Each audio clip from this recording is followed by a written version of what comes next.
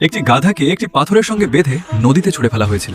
সে ধীরে ধীরে নদীর তলদেশের দিকে ডুবে যাচ্ছিল, মরিয়া হয়ে ছটফট করছিল, জলের পৃষ্ঠ ভাঙার চেষ্টা করছিল। শেষ পর্যন্ত যখন সে আর লড়াই করল না, ঠিক তখনই কয়েকটি ছোট মাছ সাঁতরে এসে তার শরীর কামড়াতে লাগলো, টুকরো টুকরো করে। নদীর তীরে যারা তাকে পানিতে ছুড়ে ফেলেছিল সেই লোকদের দলটি নীরবে তা দেখছিল।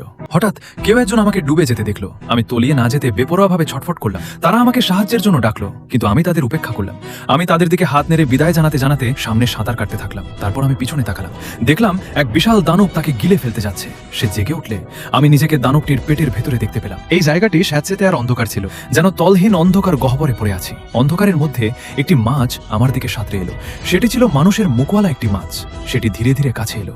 সে তাকে জিজ্ঞেস করলো কেন সে এখানে আছে। আমি ভয়ে স্থির হয়ে গেলাম, উত্তর দিতে সাহস পেলাম না। সেই মাছটি আমাকে বলল সেও একসময় মানুষ ছিল, কিন্তু এতদিন এখানে থাকার পর তার শরীর বদলে গেছে। ঠিক যখন আমি হতাশার কিনারায়, দূরের অন্ধকারে হঠাৎ একটুকরো আলোর আভা দেখা দিল।